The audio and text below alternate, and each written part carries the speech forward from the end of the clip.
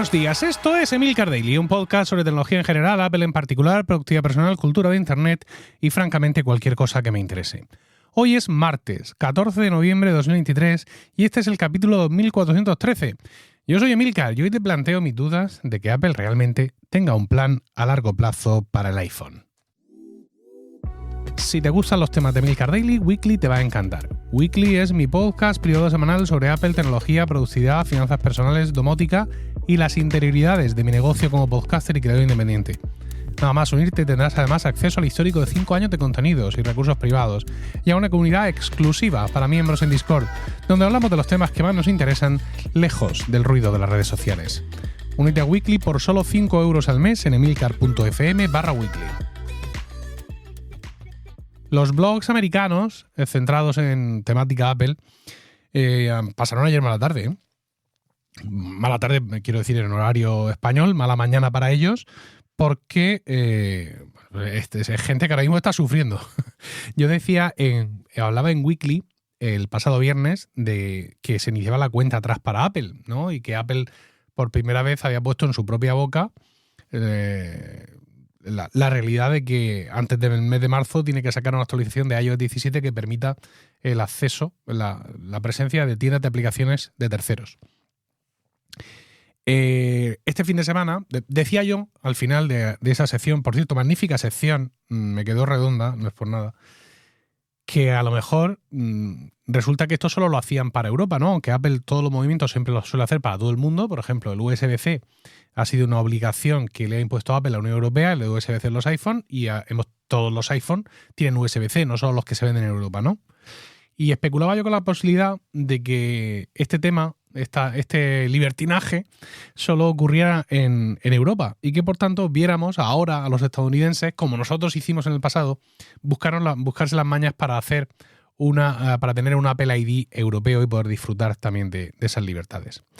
Bueno, pues resulta que en el fin de semana, en su newsletter que sale los domingos, creo que Mark Gurman ha estado diciendo que ya en esta versión de iOS 17, o en la beta iOS 17.2, ya se han encontrado restos de APIs, de direcciones, de historias de movidas que son el caldo de cultivo necesario para que esto ocurra, ¿no? Es decir, para que una aplicación pueda instalar por sí misma otras aplicaciones sin pasar por la App Store, que es en definitiva lo que hace aquí falta.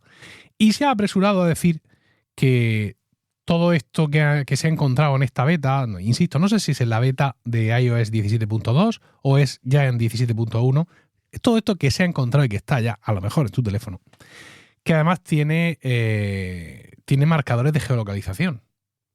Con lo cual, eso le da a entender que este rollo de tener que admitir tiendas de terceros, Apple lo va a activar exclusivamente para Europa y no para el resto del mundo. Y están los pobres que, pues fatal con todo esto. Por supuesto, están haciendo hincapié en muchos de ellos, la voz de su amo, en los peligros de seguridad que esto tiene. Pero bueno, insisto, yo no venía a hablar de este tema, pero es que no me he resistido a comentarlo. Yo venía a hablar del iPhone SE, aunque la entrada de este podcast, lo que he dicho en el audio, no coincide con el título, pero es que al final es lo mismo, ¿no? Es decir, cuando escucho tantos devaneos sobre un modelo que tendría que ser como las campanadas de Nochevieja, o sea, caer cada 2 años o cada 3 años, me empiezo a pensar si Apple tiene realmente un plan a largo plazo para el iPhone que no sea voy a sacar el iPhone 15, el iPhone 16, el iPhone 17 y el iPhone 18.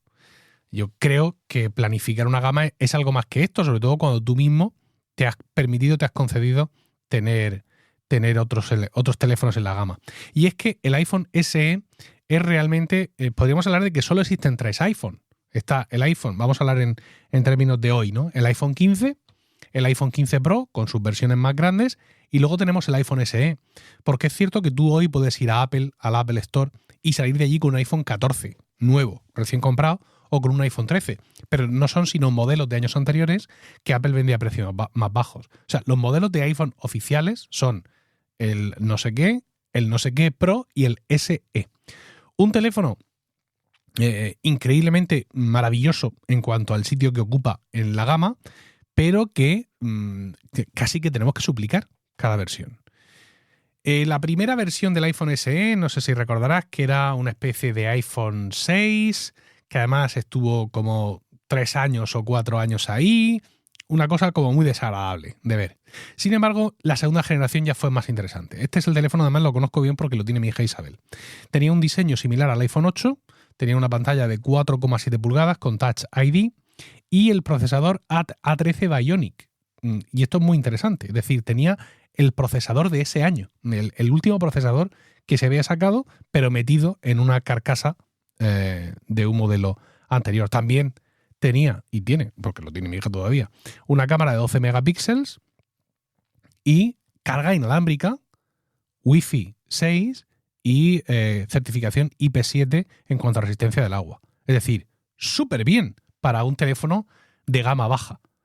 Ya sabemos cómo es Apple, pues va a estar amortizando el Touch ID hasta que nos muramos todos. Con lo cual, pues venga, esta carcasa que la tengo triplemente amortizada, aquí la meto otra vez y ya estoy sacando un teléfono que me proporciona unos beneficios del 75%. ¡Hala! Bendito sea el Señor. Pero es que 2 años después, en 2022, se sacan de la manga una nueva versión del iPhone SE todavía más maravillosa. Vuelve a repetir la misma carcasa, 4,7 pulgadas. Algunos pueden decir, jolín, pues ya tocaba. Yo me quedé con muchas ganas de ver en ese año, con 4,7 pulgadas, un iPhone todo pantalla, pero con el Touch ID en el botón lateral, como ya hemos visto que se hace en los iPads. ¿Qué es lo que ocurre? Eso les hubiera obligado a trabajar. Hubieran tenido que diseñar un teléfono nuevo y dentro de sus estándares de márgenes no hubieran podido ofrecerlo al precio que lo están ofreciendo. Bueno, pues ese iPhone SE de 2022, mismo formato, misma pantalla, pero traía características del iPhone 13, del iPhone de ese año. Es una cosa absolutamente maravillosa, ¿no? Es decir, de cara al que lo va a comprar, ¿no? Tenía modo retrato, Smart HDR4, un montón de estas cosas de inteligencia. Claro, si tiene el procesador, muchas de las cosas de fotografía que tenemos en el iPhone te las da el procesador, no solo la cámara. El A15 Bionic, como digo, del iPhone 13, con una CPU de 6 cores, o sea, una cosa absolutamente maravillosa. Mi madre tiene uno de estos, estupendo. Ya he contado algunas veces que su primo hermano, el primo hermano de mi madre, que es mi padrino, andaba suplicando por un equivalente en Android, ¿no? Yo le enseñé varios modelos, pero no, él quería ese y no estaba dispuesto a pagarlo, con lo cual, pues no sé qué teléfono tendrá ahora mi padrino. El caso es que durante este año 2023 hemos escuchado muchos rumores sobre el próximo iPhone SE. ¿Por qué no soñar con un iPhone SE en 2024? ¿Vale? Cada 2 años. Es un buen teléfono. El precio es muy competitivo. A ver, un iPhone SE hoy, un iPhone SE, el que tiene mi madre, 64 GB, nuevo, cuesta 529 euros. Es decir, es un teléfono barato a precio de iPhone. Eso está así. Entonces, pues, ¿por qué no soñar con que llega el año 2024 y tenemos un nuevo iPhone SE y tenemos una gama dinámica? Una gama dinámica. A ese iPhone SE le ponen el mismo procesador que los iPhone 15, que en este caso es el mismo procesador que el año pasado tenían los 14 Pro, y todo el mundo súper contento. Y actualizas ya el chasis, ¿no? Y le pones el chasis, pues, por ejemplo, del iPhone 10, ¿no? Tendrán los moldes todavía por ahí, por China, en algún sitio, ¿no? Del iPhone 10, del iPhone 10R, no sé, yo por proponer, si es que me preguntan a mí. Entonces, durante este 2023 hemos escuchado rumores de que no, de que no iba a haber iPhone SE en 2024. Luego hemos escuchado rumores de que sí, y que no solo eso, sino que viene con Face ID, con USB-C y con Action Button, es decir, con el botón de acción este lateral que tienen los modelos Pro. Una cosa como muy rara, ¿no? Como muy rara. El último rumor habla de que efectivamente el chasis que va a tener el teléfono es el del iPhone 14. Es decir, que efectivamente nos vamos a una versión con Face ID. Porque para mí hubiera estado muy chulo, insisto, tener el Touch ID en el botón lateral. Creo que Apple lo podría hacer, pero claro, es que Face ID es otra dimensión en cuanto a seguridad y también en cuanto a salud. Por ejemplo, en iOS, en nuestro iOS, llega un momento en que ya confundo los sistemas operativos con los nombres de los teléfonos. Y ahora mismo no sé, porque soy un señor mayor, si estamos en iOS 16 o estamos en iOS 17. Yo creo que está el 17, vale. En iOS 17 tenemos una funcionalidad muy chula, por lo que decía de la salud y el Face ID, que detecta cuando estás demasiado cerca del teléfono o del iPad y te dice, te da un aviso y hasta que no lo has alejado, ese aviso no se cancela. Esto, por supuesto, es algo que tú puedes activar y desactivar, esta funcionalidad, y que, ojo, los que tenemos presbicia y de vez en cuando miramos el teléfono sin gafas, porque no nos va a dejar hacerlo mucho tiempo, ¿eh? Enseguida te da el aviso. Entonces, claro, cuando yo escuché que esto estaba, me alegré mucho porque mis hijos tienen la tendencia a acercarse demasiado a sus iPads. Enseguida me di cuenta de que mi gozo era un pozo, porque los iPads de mis hijos no tienen Face ID. Entonces, insisto, Face ID se ha convertido en algo de seguridad, pero también incluso al tiempo en algo de salud. Y entiendo perfectamente pues, que Apple pues, quiera dar ese paso. Lo malo es que si van a hacer lo que se está rumoreando, es decir, si finalmente el iPhone SE de 2024 o el siguiente tiene el chasis del iPhone 14, pues nos vamos a meter inevitablemente en una subida de precio. ¿Por qué? Pues porque ese chasis no lo pueden usar entero, es decir, porque el iPhone 14 tiene 2 cámaras y un iPhone SE va a tener solo una cámara.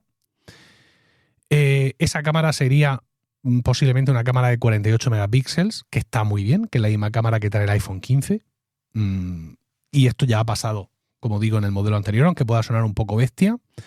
Y todo esto, digamos, sin saber cuándo, ¿no? Porque, bueno, también ese rumor del botón de acción, yo la verdad es que no lo veo. No lo veo que en un teléfono de 500 y pico euros de precio de salida actualmente le vayan a dar una característica que le han racaneado al que se ha gastado 1.000 pavos en un iPhone 15. Yo eso realmente no lo veo.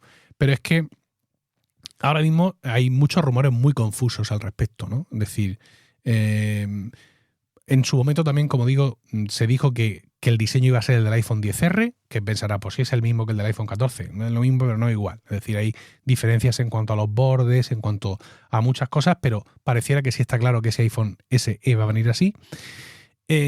Pero, por otra parte, tenemos, insisto, los rumores que también conocimos este año por parte de Min-Chi Kuo de que Apple detenía el desarrollo del iPhone SE y que lo dejaba para 2025 después del lanzamiento del iPhone 16. Todas estas cosas, más allá de mis gustos personales y de mis preferencias, me hacen pensar que no hay un plan en Apple en cuanto a la gama iPhone, insisto, más allá de que ya sabemos que cada año vamos a sacar un iPhone nuevo. Creo que muchas de las cosas que ellos piensan y ellos hacen son reactivas, van en función de los esquemas de ventas.